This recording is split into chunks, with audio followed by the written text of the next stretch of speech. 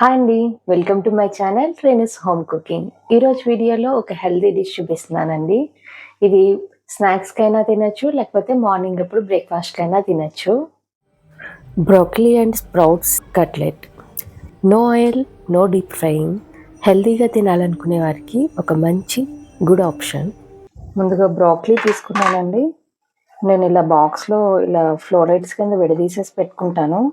చూడండి,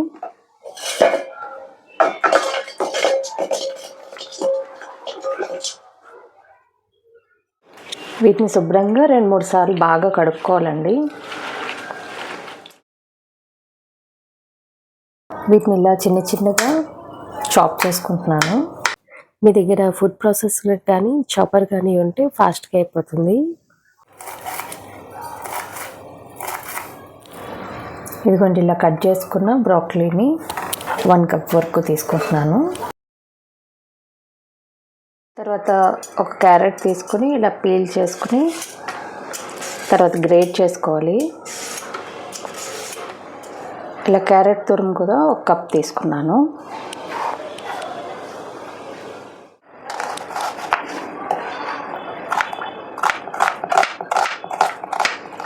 ఇలా 1 కప్పు ఉల్లిపాయలు, తర్వాత 1 కప్పు శనగలు, అలాగే 1 కప్పు మూంగ్ దాల్ స్ప్రౌట్స్ మొలకెత్తిన పెసలు, అలాగే 1 కప్పు స్వీట్ కార్న్. ఒక స్టీమర్ బౌల్ తీసుకుని దీంట్లో వాటర్ వేసి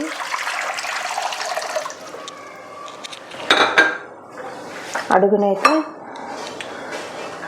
శనగలు వేస్తున్నానండి.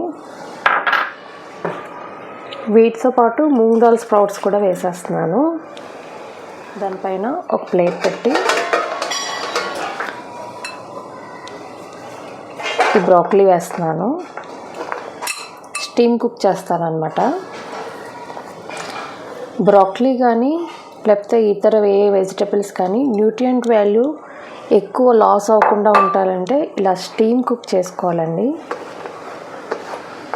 ఇంకా దీంతో పాటునే ఇక్కడ స్వీట్ కార్న్ వేసేస్తున్నాను.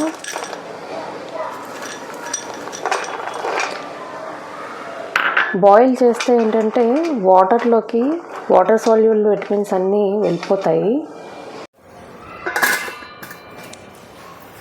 ఇప్పుడు వీటిని స్టీమ్ కుక్ చేస్తానండి.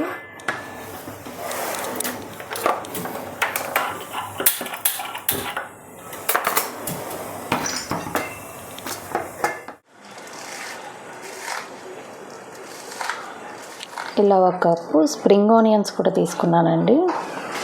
కొత్తిమీర అయినా తీసుకోవచ్చు. స్టీమ్ కుకింగ్ చేస్తే ఉడకవేమో అనుకుంటారు. చూడండి ఎంత బాగా మ్యాష్ అయిపోయినాయో. ఇది ఎలాగే స్వీట్ కార్న్ కాబట్టి ఇది కూడా బాగా మ్యాష్ అయిపోయింది. శనగలు చూడండి, తొక్కల్లోంచి బయటకు వచ్చేసింది. ఇది చూపిద్దాం అంటే కొంచెం పలుకున్నట్టు అనిపిస్తుంది. కొంచెం మిక్సీ చేస్తాం కాబట్టి సరిపోతుంది. ఇలా స్ప్రౌట్స్లోంచి వాటర్ అంతా డ్రైన్ చేసేసి ఈ స్ప్రౌట్స్ని విడిగా తీసుకుంటున్నానండి.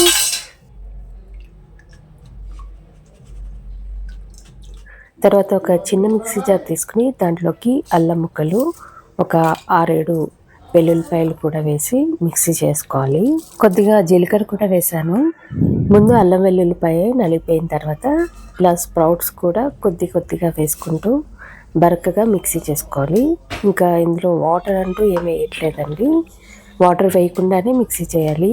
ఆల్రెడీ ఉడికే ఉన్నాయి కాబట్టి 2-3 సార్లు పల్స్ మోడ్లో పెడితే ఇలా చక్కగా కచ్చా పచ్చ కింద నలిగిపోతాయి.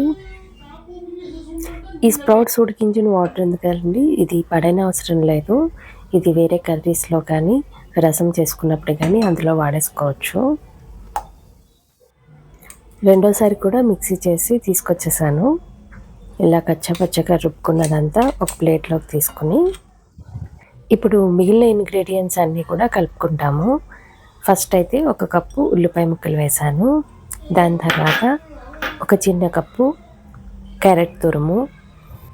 క్యారెట్ తురుము త్వరగానే ఉడికిపోతుంది కాబట్టి నేను తర్వాత యాడ్ చేశానండి. అదే మీరు ముక్కల కింద వేసుకుంటే ముందు వెజిటబుల్స్ కుక్ చేసుకున్నప్పుడే స్టీమ్ కుకింగ్లో వేసేసుకోండి. దాని తర్వాత స్ప్రింగ్ ఆనియన్స్ వేసాను. మీరు స్ప్రింగ్ ఆనియన్స్కి బదులుగా కొత్తిమీర అలా కూడా వేసుకోవచ్చు. దీని తర్వాత ఒక 2 టీ స్పూన్ల కారం వేస్తున్నాను. తర్వాత ఒక half teaspoon garam masala వేసాను. తర్వాత మీ రుచికి సరిపడా సాల్ట్ వేసుకోండి. ఇప్పుడు ఇందులోనే స్టీమ్ కుకింగ్ చేసుకున్న బ్రోకలీని, దాని తర్వాత స్వీట్ కార్న్ని వేసేసుకోవాలి. తర్వాత దీంట్లోకి ఒక 2 టేబుల్ స్పూన్ల శనగపిండి వేసానండి. తర్వాత ఉప్మా రవ్వ ఉంటుంది కదా, దాన్ని ఒక 1.5 టేబుల్ స్పూన్ అయితే వేసాను. ఇప్పుడు వేసిన ఇంగ్రీడియంట్స్ అన్నీ బాగా కలిసేటట్టు కలుపుకోవాలండి. ఒకవేళ మీకు మరీ డ్రైగా ఉంది అనుకుంటే కొంచెం వాటర్ యాడ్ చేసి కలుపుకోవచ్చండి. ఒకవేళ మీకు పిండి మరీ లూజ్గా ఉంది అనిపిస్తే కనుక కొంచెం శనగపిండి కానీ లేదా వరిపిండి కానీ యాడ్ చేసుకోవచ్చు. అన్నీ కూడా కచ్చపచ్చ కిందే రుబ్బేశాను కదా, స్వీట్ కార్న్ ఒకటి కూడా కొంచెం టెక్స్చర్ బాగుంటుందని అవి క్రష్ చేయకుండా వేశాను. మీకు కావాలనుకుంటే అది కూడా లైట్గా క్రష్ చేసి వేసుకోవచ్చు. తర్వాత ఇలాగా కట్లెట్స్ లాగా చేసుకోవాలి. నేను మరీ లావుగా చేసేయట్లేదండి. మనం మసాలా వడికి వేసుకుంటాం కదా, సేమ్ అట్లాగే చేస్తున్నాను. పలుచగానే ఒత్తుతున్నాను. చూడండి, ఇలా రెడీ పెట్టి ఉంచుకున్నాను. దీని తర్వాత ఒక ఐరన్ పెనం పెట్టుకున్నాను. దీని మీద లైట్గా బటర్ అన్నది స్ప్రెడ్ చేస్తున్నాను, ఎందుకంటే కింద మనకి అంటుకోకుండా ఉండటానికని. దాని తర్వాత ఇలాగ ఒక్కొక్క కట్లెట్స్ పరిచేసి ఆవు నెయ్యి కానీ లేకపోతే బటర్ కానీ మీ ఇష్టం ఏదైనా సరే లైట్గా ఇలా బ్రష్ చేస్తున్నాను అంతే. ఎక్కువ ఏమీ పోసేయట్లేదు, జస్ట్ బ్రష్ చేశాను అంతే.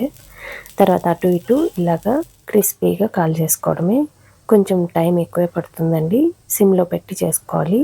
ఇలా షాలో ఫ్రై ఇష్టం లేదు అనుకుంటే డీప్ ఫ్రై అయినా చేసుకోవచ్చు. డీప్ ఫ్రైకి అయితే ఇంత పెద్ద ప్రాసెస్ అక్కర్లేదండి, అన్నీ పచ్చి పచ్చి వేసేసి డీప్ ఫ్రై చేసేసుకోవచ్చు. కానీ ఏంటంటే డీప్ ఫ్రై చేసినప్పుడు చాలా ఆయిల్ పీల్ చేస్తుంది. అలా వద్దు అనుకుంటే హెల్తీగా షాలో ఫ్రై చేసుకోండి. నచ్చితే ఒక లైక్ చేయండి. మరిన్ని రెసిపీస్ కోసం నా ఛానల్ని సబ్స్క్రైబ్ చేసుకోండి.